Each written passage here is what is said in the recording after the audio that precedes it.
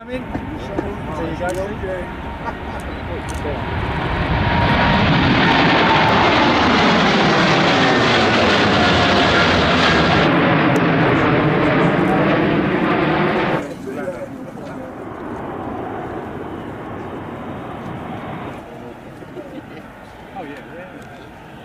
আসসালামু আলাইকুম প্রিয় বাংলাদেশি ভাই ও বোনেরা, যারা বিদেশে আছেন অথবা বাংলাদেশে রয়েছেন অথবা যারা বিদেশে আসতে চান, বাংলাদেশ থেকে যারা বিদেশে আসতে চান, তাদের কাছে আমার আকুল আবেদন, আমার এই ভিডিওটা আপনারা দেখবেন। আমি যেভাবে প্রতারিত হয়েছি, আমি যেভাবে প্রতারণার শিকার হয়ে সৌদি আরবে এসেছি, আশা করি বাংলাদেশ থেকে আমার অন্য কোনো ভাই বোন, বন্ধু, আত্মীয় স্বজন কেউ এভাবে যেন আর প্রতারিত না হন, সেই বিষয়টি নিয়ে আজকে আপনাদের সঙ্গে আমি কথা বলবো। আশা করি মনোযোগ সহকারে শুনবেন। শুনলে অবশ্যই আপনাদের কিছুটা হলেও উপকারে আসবে বলে আমি মনে করি। দেখুন, আমি বাংলাদেশে একজন আমার পার্শ্ববর্তী একজন, যাকে বলে দালালের মাধ্যমে আমি সৌদি আরবে এসেছি। আমি প্রথমত আমি জেনেছিলাম যে আমাকে কোনো একটা কোম্পানিতে পাঠানো হচ্ছে এবং আমাকে সেখানে আমার বেতন দেওয়া হবে মাসে কমপক্ষে 60 থেকে 70 হাজার টাকা। অথচ আমি না বুঝে দালালের কথায় বিশ্বাস করে আমি সৌদি আরবে চলে এসেছি। এসে আমার জীবনে যা ঘটল সেই বিষয়টি নিয়ে আপনাদের সঙ্গে কথা বলবো। আমি যখন সৌদি আরবে আসি, যখন বিমানে উঠি, তখন তো ফুরফুরে মেজাজ নিয়ে বিমানে উঠেছি। বিমান থেকে নেমে জেদ্দা এয়ারপোর্ট থেকে আমাকে যখন নিয়ে আসলো সেই একটা জায়গাতে যেখানে আমাদেরকে রাখা হবে, শুধু আমি না, আমার মতো বাংলাদেশি আরো কমপক্ষে 30 থেকে 40 জন ভাই আমার সঙ্গেই ছিলেন। আমি তাদের সাথে এসেছি। আমি এখানে এসে জানতে পারলাম যে আমি সরাসরি কোনো কোম্পানিতে নয়, আমাকে পাঠানো হয়েছে একটা সাপ্লাই কোম্পানিতে। যে সাপ্লাই কোম্পানির কাজ হলো যে বাংলাদেশ থেকে শ্রমিক নিয়ে এসে সেই শ্রমিকদেরকে তারা আবার বিভিন্ন কোম্পানিতে বিক্রি করে। অর্থাৎ তারা কিন্তু সেই 60-70 হাজার টাকা মান্থলি এই পারিশ্রমিকই বিক্রি করে থাকে। অথচ মাস শেষে যখন টাকা উঠানো হয়, সেই টাকা থেকে তারা 30-40 হাজার টাকা রেখে দিয়ে শুধুমাত্র আমাদের হাতে 30 থেকে 35 অথবা তারও নিচে অনেকেই, এটাই হলো তাদের পলিসি। এই দালাল কোম্পানি অর্থাৎ এই সাপ্লাই কোম্পানির কাজ হলো এটা।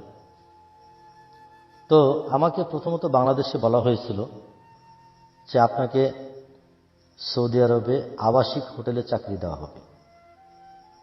আমি তখন ভিসাতে কি লেখা আছে, আসলে কি সাপ্লাই কোম্পানি নাকি আদৌ কোনো কোম্পানি, সঠিক কোম্পানি, অথবা সেখানে আদৌ কি আবাসিক হোটেলের কাজ নাকি অন্য কোনো কাজ, এগুলো আমি কিছুই জানতাম না। আর এটাই হলো আমার সবচেয়ে বড় ভুল। আশা করি এই ভুলগুলো আমার অন্য ভাই যারা আছেন, যারা বিদেশে আসতে চান অথবা আসার জন্য প্রস্তুতি নিচ্ছেন, তারা যেন এই ধরনের ভুল না করেন। এজন্য আজকে মূলত আমার এই ভিডিওটা। আমাকে আবাসিক হোটেলের কাজের কথা বলে নিয়ে এসে তারা সেই জেদ্দা থেকে 971 কিলোমিটার দূরে, অর্থাৎ একেবারে জেদ্দা থেকে জর্ডান সীমান্তে, সৌদি আরবের শেষ প্রান্তে জর্ডান সীমান্তে একটা মরুভূমির মাঝে, যেখানে বিভিন্ন ধরনের আবাদ ফসল করা হয়, এটাকে সৌদি আরবের ভাষায় মাজরা বলে, আরবিতে মাজরা বলে। আর আমাদের বাংলাদেশি ভাষায় এটাকে বলা হয় হলো কৃষিকাজ, অর্থাৎ কৃষিক্ষেত্র। সেখানে উত্তপ্ত মরুভূমির মাঝে অবশ্য মাঝরাতে বিভিন্ন ধরনের শাকসবজি, তারপরে টমেটো, তারপরে বিভিন্ন ধরনের ফল, খেজুর গাছ, অনেক কিছুই সেখানে আছে, উৎপাদন করা হয়। সৌদি আরবের বড় বড় কোম্পানিগুলো সেই কাজগুলো করে থাকে। আমাদেরকে নিয়ে এসে সেখানে কাজে লাগিয়ে দেওয়া হলো।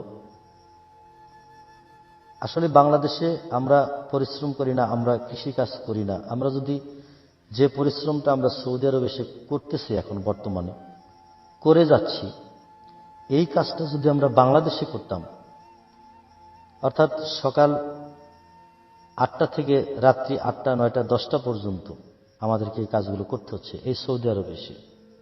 অথচ বাংলাদেশে আমরা 2 থেকে 3 ঘন্টা বা 5 ঘন্টা আমরা এই কাজগুলো করি না। এখানে বেগুন চাষ হয়, এখানে মরিচের চাষ হয়, এখানে টমেটোর চাষ হয়, এখানে খেজুর বাগান তো আছেই, পাশাপাশি এখানে বিভিন্ন ধরনের ফলের বাগান আছে, আপেল, তারপরে এখানে সৌদি আরবের নিজস্ব ভাষায় এটাকে বলে পিসি ফল।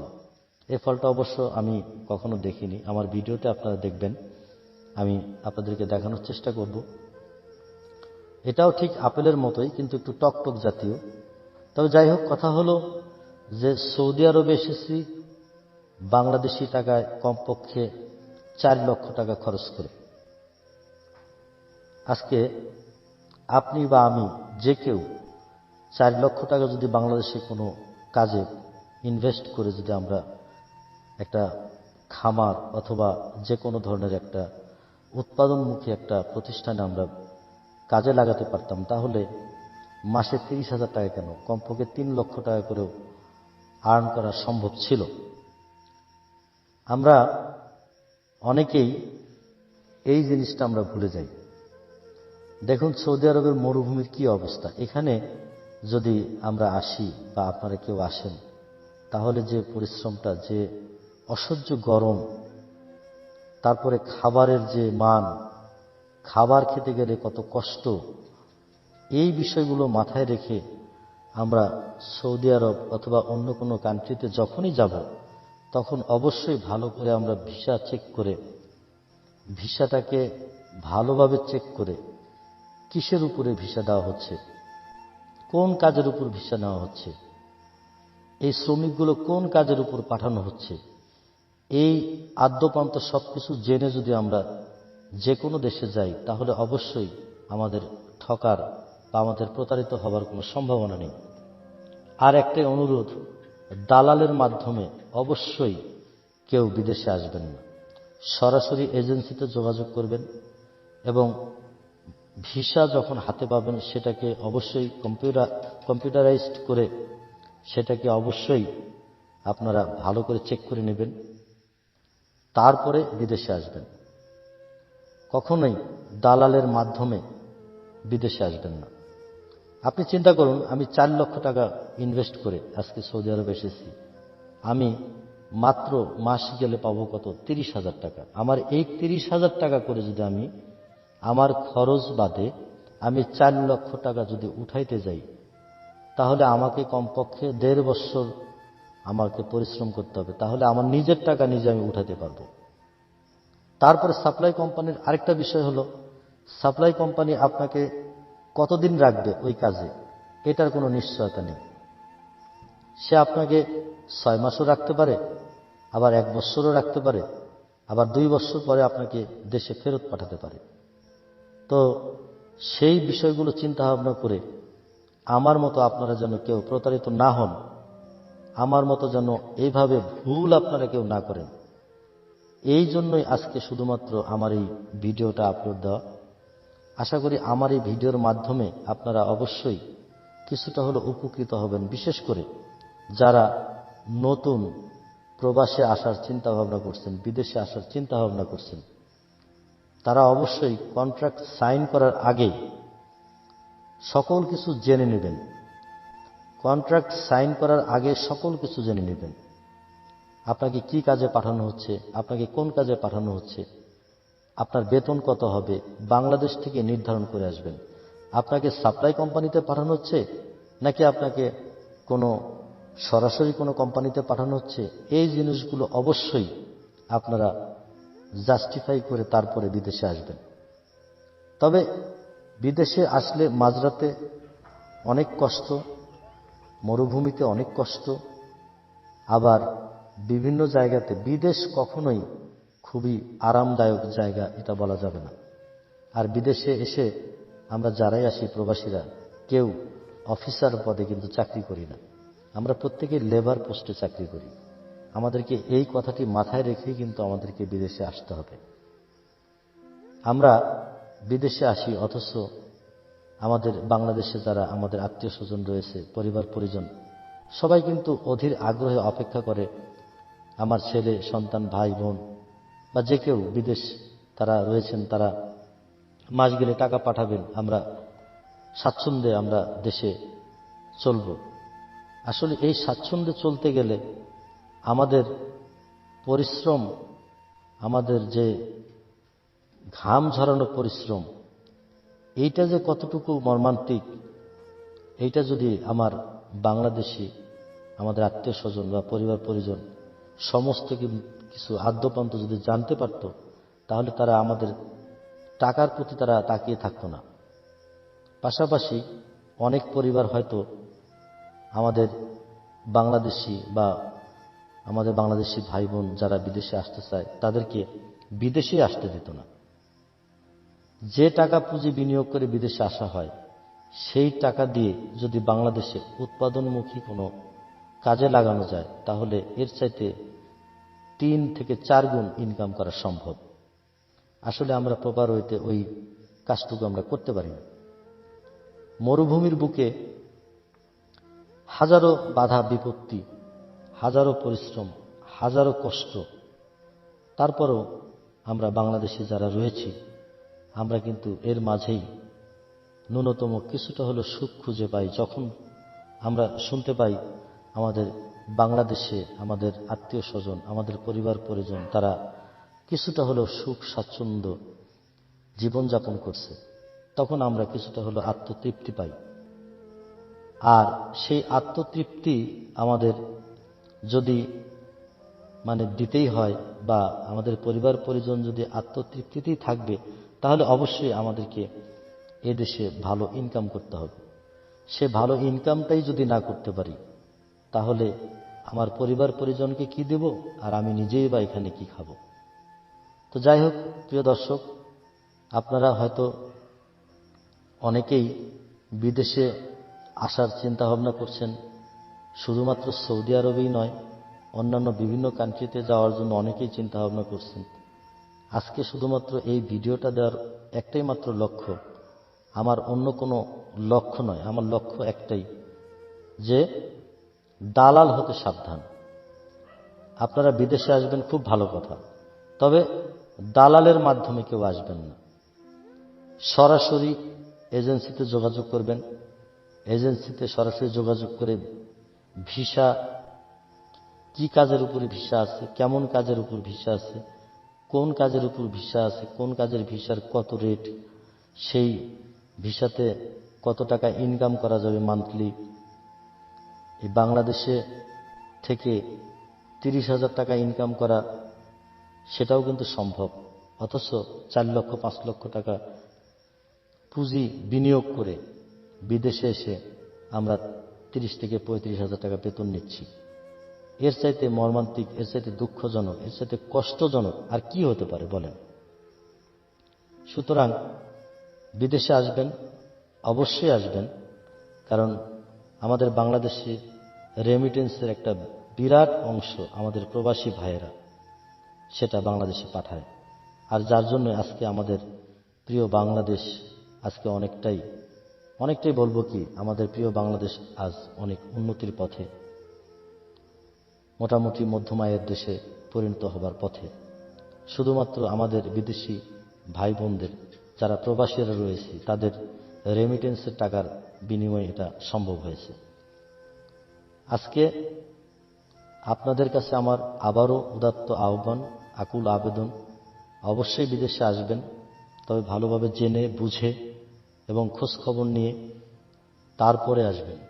কোনো দালালের মাধ্যমে আপনারা বিদেশে আসবেন না, দালাল হতে সাবধান। বিদেশে আসবেন অবশ্যই ভালো লাগবে যদি আপনার পারিশ্রমিকটা ভালো হয়। এই বিদেশে যে মনোমুগ্ধকর জায়গা নেই এমনটা নয়, যদিও মরুভূমির দেশ, তার মাঝেও কিন্তু ইতিমধ্যে আমার ভিডিওতে আপনারা অনেক মনোমুগ্ধকর ভিডিও ফুটেজ দেখেছেন। এগুলো কিন্তু আমরা বাংলাদেশে অনেকটাই দেখতে পাই না। সেদিক থেকে বলবো প্রাকৃতিক সৌন্দর্য বিভিন্ন কান্ট্রিতেও রয়েছে, শুধুমাত্র আমাদের বাংলাদেশেই নয়। সৌদি আরব বলেন, ইরাক, ইরান, দুবাই, কাতার, যে কোনো রাষ্ট্রে, অথবা মধ্যপ্রাচ্য, ইউরোপ বা অন্যান্য রাষ্ট্রেও, সকল রাষ্ট্রেই আছে। কিন্তু সমস্ত কিছুই ভালো লাগবে যখন আমার আপনার পারিশ্রমিকটা ভালো হবে। আর পারিশ্রমিক যদি দালালের মাধ্যমে যদি অর্ধেক পারিশ্রমিক যদি খেয়ে নেয়, তাহলে এখানে এসে যত মনোমুগ্ধকর জায়গায় দেখুন, প্রাকৃতিক যত সৌন্দর্যই আপনার চোখে পড়ুক, কিছুই ভালো লাগবে না। শুধুমাত্র হতাশায় আপনাকে দিন গুনতে হবে। কারণ আপনি এক বুক আশা নিয়ে কিন্তু বিদেশে এসেছেন। আপনার পরিবার পরিজন, সন্তান সন্ততি, তাদেরকে সুখ স্বাচ্ছন্দ্যে রাখবেন বলেই আপনার এই পরিশ্রম। আর সেই পরিশ্রমই যদি আপনি করেন, সেখানে অবশ্যই টাকার প্রয়োজন। টাকা না হলে আপনার সেই সুখ স্বাচ্ছন্দ্য কোনো কিছুই আপনি নিজেও উপভোগ করতে পারবেন না, আপনার পরিবার পরিজনকেও আপনি দিতে পারবেন না। সুতরাং এর চাইতে হতাশাজনক আর কিছুই থাকবে না। সুপ্রিয় দর্শক, আজকে আমাদের এই ভিডিও যদি আপনাদের ন্যূনতম একটু ভালো লাগে, তাহলে অবশ্যই লাইক কমেন্ট করবেন। এবং যদি আবারও যদি আমার কথাতে কোনো ভুল ভ্রান্তি হয়, তাহলে অবশ্যই ক্ষমা সুন্দর দৃষ্টিতে দেখবেন। আর সর্বোপরি কথা হলো, দালাল হতে সাবধান। দালালের মাধ্যমে কেউ বিদেশে আসবেন না। বিদেশে আসবেন ম্যান পাওয়ার একেবারে সরাসরি গভর্নমেন্ট থেকে স্বীকৃত যে রিক্রুটিং এজেন্সিগুলো আছে, তাদের মাধ্যম দিয়ে ভিসা নিয়ে আসবেন। সেই ভিসাকে আবার কম্পিউটারে চেক করবেন যে সঠিক কিনা, সেটা অরিজিনাল কোম্পানির ভিসা কিনা, অথবা সেটা কোনো সাপ্লাই কোম্পানি কিনা। কখনোই সাপ্লাই কোম্পানিতে আসবেন না, কারণ সাপ্লাই কোম্পানির কাজের কোনো নিশ্চয়তা নেই।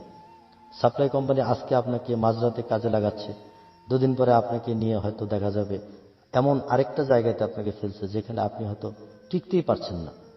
অথবা সাপ্লাই কোম্পানি তার নিজেরই মেয়াদ শেষ হয়ে গেছে, তার হয়তো আপনি গেছেন আজকে 6 মাস বা 1 বছর হয়ে গেল, সাপ্লাই কোম্পানির মেয়াদ শেষ, তাহলে আপনি থাকবেন কোথায়? সেই বিষয়গুলো বিবেচনা করে অবশ্যই বিদেশে আসবেন। আর আমাদের বাংলাদেশি ভাই বোনেরা সবাই সুখে থাকবেন, স্বাচ্ছন্দ্যে থাকবেন। আমাদের পরিবার পরিজন, আত্মীয় স্বজন যারা আছে, প্রত্যেকের প্রতি আমাদের সমবেদনা এবং আন্তরিক অভিনন্দন রইল। সবাই ভালো থাকবেন, সুস্থ থাকবেন, এই কামনায় শেষ করছি। আল্লাহ হাফেজ। আসসালামু আলাইকুম।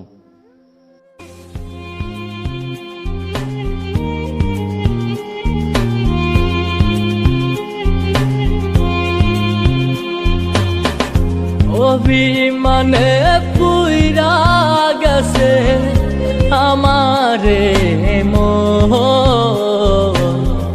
নিয়তির লেখারে আমার দুঃখের জীবন, নিয়তির লেখারে আমার দুঃখের জীবন। অভিমানে পুইরা গেছে আমারে মন, নিয়তির লেখারে আমার দুঃখের জীবন, নিয়তির লেখারে আমার দুঃখের জীবন।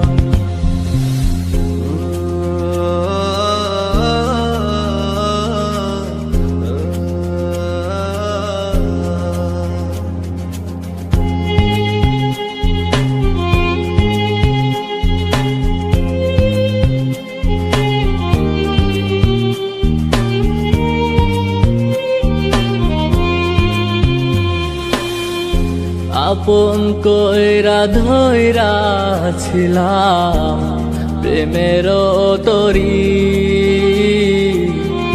দেহ খানা রয় পরে অন্তর দেই পারি। আপন কইরা ধইরা ছিলাম প্রেমের তরি, দেহ খানা রয় পরে অন্তর দেই পারি। হৃদয় দিয়া বাসলাম ভালো, দিলি না রে মন। নিয়তির লেখারে আমার দুঃখে জীবন, নিয়তির লেখারে আমার দুঃখেরই জীবন।